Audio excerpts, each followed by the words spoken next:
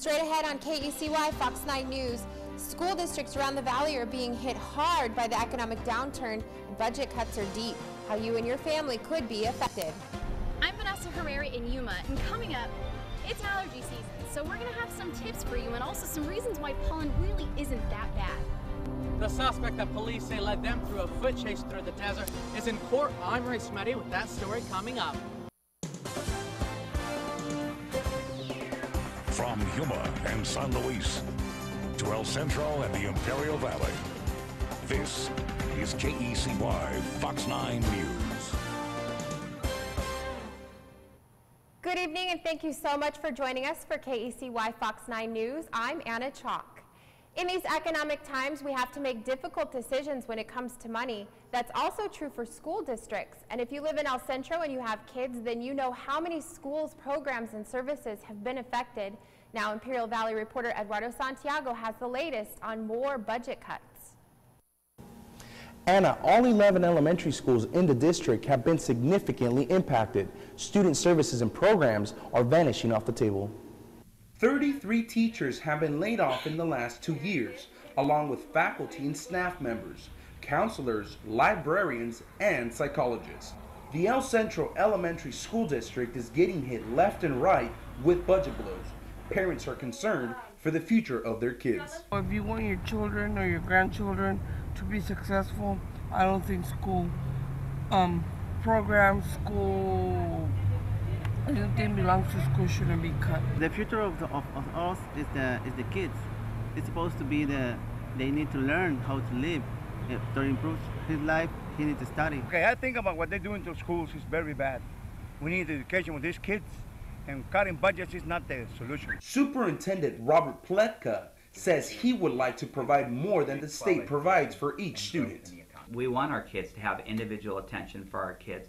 We want our kids to be able, as they at times struggle, be able to have a concerned teacher there that can work with them. Even though he knows the district will find a way to deal with the cuts, Pletka says it's an unfortunate reality. We'll do what we need to do. I mean, we will survive this, but unfortunately and sadly, this generation of kids, they're losing out. Superintendent Pletka tells me his district is losing an estimated $2.3 million, which translates to about $370 per student. Eduardo Santiago, KECY Fox 9 News. Well, they're not the only ones that are feeling the economic pinch. Calexico Unified School District is also making bold cuts to fix its finances. Officials have just released the district's solvency plan, which they hope will help them avoid a state takeover. Now, I took a look at the plan today, and here are a few of the ways the district is cutting back. They're planning on reducing the number of certified teaching staff, cutting the rate paid to long-term substitute teachers, getting rid of some cell phone stipends, and continuing attrition. The district now estimates it will be short $3 million in the upcoming fiscal year. However, officials are hoping the solvency plan will allow the district to get a loan that will alleviate cash shortage issues. A known gang member who hid from police and forced people out of their homes made his first appearance in court today. Tonight, KECY Fox 9's Mauricio Marin talks with people about the chaos that rattled their normally quiet community. Regarding release? 23-year-old Aaron Quiros is known as Little Chief. Police say he's a member of Okietown gang who stood before Judge Yolanda Torok in court. Being accused of unlawful flight from law enforcement. Quiros also faces another felony, endangerment, and criminal trespass. Police say Quiros drove recklessly around 32nd Street and Avenue 8E Wednesday night, almost hitting 3 different cars. That's when police tried to pull him over, but Quiros allegedly drove into desert and started to run. Police say after the suspect fled on foot through the desert, he then jumped over this wall at the Sun Vista RV Resort, where police then had to go trailer to trailer to find the suspect. There was quite a bit of commotion, a lot of police activity. Officers set up a perimeter around the trailer park with sheriffs and Border Patrol agents helping search for Quiros, even having to temporarily evacuate some people from their homes. Authorities finally found Quiros hiding in a shed. They booked him on 2 outstanding felony arrest warrants for DUI and probation violation charges. A normally calm place to live, Roberto Gallego says this is the first time something like this has ever happened while living at Sun Vista RV Resort. We never have any type of fears of any type of intrusions, break-ins, or anything like that. So we're basically pretty safe. In Yuma, I'm Mauricio Marin, KCY Fox 9 News. Police say this isn't the first time Quiros hid from police. Last month, police attempted to serve a search warrant, but he refused to come out and barricaded himself inside his home. Well, it's official tonight. The U.S. Department of Justice approved Yuma County's redistricting plan. Every 10 years, the boundaries for the 5 supervisor district must be reviewed based on the latest census numbers. Precinct lines must also be redrawn to meet requirements of the Voting Rights Act. The county's redistricting commission worked on the plan for 6 months, and supervisors approved it last October. Now, if you want to see whether you've ended up in a new district, you can check out the plan. It's in the Yuma County's website. Security at Naval Air Facility El Centro will be put to the test tomorrow. Guards will check IDs for anyone 16 years or older, and it's all part of a nationwide exercise called Solid Curtain Citadel Shield. All facilities in El Centro will be open during the test, and base operations will continue as normal, but there could be delays getting on the base, and there will be changes in parking. A 32-hour siege ends in a hail of 300 bullets. French authorities are giving some dramatic details about the raid that led to the death of a self-described Al-Qaeda militant. Dan Rivers is in Toulouse, where it all ended today for Mohamed Merah. After 32 hours, they went in. At 11:30 a.m., the silence was shattered by dozens of shots as police finally stormed the apartment where Mohamed Merah was hiding. The shootout with the self-styled Al-Qaeda devotee didn't last long. The killer came out shooting most violently.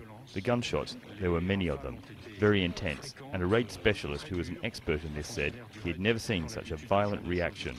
They tried to protect themselves, and in the end, Mohamed Merah jumped out of the window, a gun in his hand, while still shooting. He was found dead on the ground. As masked officers from France's elite raid police unit returned to barracks, they were congratulated, but 2 weren't here for the handshake. Those officers were injured in the crossfire as Merah fought to the death with his considerable arsenal of weapons inside this apartment block. He was wearing a bulletproof vest. Elements for Molotov cocktails, rags and bottles were found on his balcony. In the apartment we found 3 empty magazines for automatic pistols of 143 caliber, a pot of ammunition of various calibers. We found next to his body a Colt 45 with 2 bullets remaining and a bag with another magazine. We estimate in reality he fired some 30 bullets at police who were moving through his apartment. The killing spree linked to Merah has gripped the world for the last week. This video, the only image of the gunman to have emerged so far, shows him showing off to friends in a BMW. He'd been convicted of motoring offences just 2 weeks before his targeted killing campaign began. It's now emerged that Merah was on a no-fly list, according to one US intelligence source, because of his time spent in an Al-Qaeda training camp.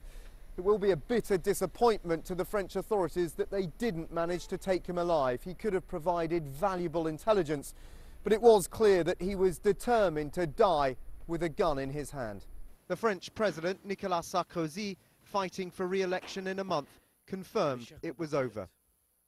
The person who carried out the ignoble in Toulouse has been killed and can no longer do any harm. And for the victims, the families, the soldiers, their thoughts are all on my mind. And I'd like to express the condolences of the National Assembly. But there will be difficult questions about how Merah managed to get so many weapons in a country where gun control is tight. A group linked to Al-Qaeda claimed Merah's killings, prompting many to wonder if he really was a lone wolf or if he had accomplices. Dan Rivers, CNN, Toulouse. Funeral services are set for former San Luis Police Sergeant Victor Martinez. Martinez died Sunday night after a long fight with cancer. He had served the department since 1989, and at the time of his death, Martinez was working for the Department of Homeland Security as an investigator. The 37-year-old leaves behind a wife and 3 children. A viewing will be held on Friday from 5 p.m. to midnight at the San Luis Cultural Center, and then funeral services will be held Saturday at 9 in the morning at San Luis High School. This will be followed by a police procession that will end at Desert Lawn Memorial Park in Yuma. In the Phoenix area, traffic intersections are under the watchful eye of cameras, but that didn't stop one critic of the system from running a red light. This video shows Arizona State Senator Frank Antonori in Scottsdale rolling through the intersection at about 19 miles an hour. Antonori is sponsoring a bill that would redefine the word intersection and shake up the red light camera system. Currently, the law requires drivers to stop before the crosswalk, but under Antonori's proposal, if you're already past the crosswalk when the light turns red, you're in the clear. Antonori was ticketed for running that red light. Well, if you have a runny nose and watery eyes, you're definitely not alone. Patients have been lining up at doctors' offices to try and find some relief for their allergies. KCY Fox 9's Vanessa Herrera is here to tell us what the doctor recommends. Vanessa. Anna, pollen is just part of spring, and there's no way to avoid it. I spoke to a local allergist who's been practicing for 30 years, and he admits this is a particularly bad allergy season. I've taken, you name it, I've taken it. According to allergist Hosea Brown, record pollen counts are being reported all over the U.S. Patients are suffering more severely, this time of year. So this time, lots of people are having lots of trouble. It bothers most of us on a regular basis, so it's hard to appreciate its purpose. Pollen is basically how plants reproduce. There's a ton of different ways that pollen gets moved around. One of the ways is by wind. You also have animal pollination.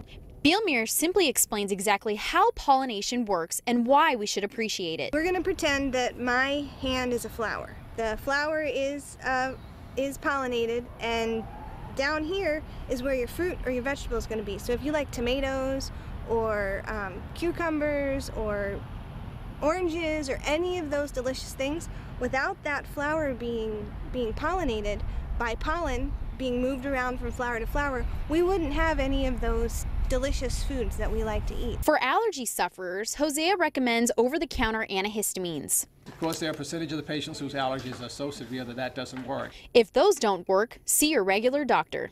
They told me you better go see a specialist because we can't help you. And that is what brings her here today. These pinpricks are allergens being injected into her skin to see exactly what she's allergic to. One of the treatments, if all other has failed, is allergy desensitization or allergy injections. So when you're stuffed up, feel like you can't breathe, and have that annoying cough, remember. People say that every third bite you should thank a pollinator, like a bee or some type of an insect, because basically every third bite that we take happens because of pollination. I also asked Brown if there were any holistic ways to help allergies, and he recommended staying inside if you're allergic to plants or other outdoor particles, but he said that with the beautiful weather here in Yuma, allergies are not easy to avoid. For KECY Fox 9 News, I'm Vanessa Herrera. Anna, back to you. Vanessa, thank you. That's really good information. The Yuma County Health Services District wants pregnant women and their babies to get off to a healthy start, and that's why the agency is offering free prenatal classes at Yuma County libraries. Future fathers and other supporters are encouraged to attend. The classes focus on things like nutrition, reducing stress, breastfeeding, and infant care. A tour of the labor and delivery unit is also part of the class, as well as car seat instructions. The classes are offered in both English and Spanish and alternate dates and times and locations. So for more information on that, make sure you call the number on your screen at 317-4540. Local businesses getting advice on keeping their doors open during this economic downturn, how they're dealing with tough decisions while they tough it out. Good evening, I'm weather forecaster Carlene Chavis. Yesterday we actually hit some normal heat. Now the high was 80 degrees, and that's the average for this time of the year. Talking about not even getting close to that record of 97 degrees, but we are feeling some heat out there as those temperatures do get close to 90 degrees. Now we will have a breezy Friday in the works as a cold front moves through. Now a second one will bring showers, a chance of Monday showers for the second week of spring, and cooler days are ahead of us as the area of low pressure starts to move on out. More coming up.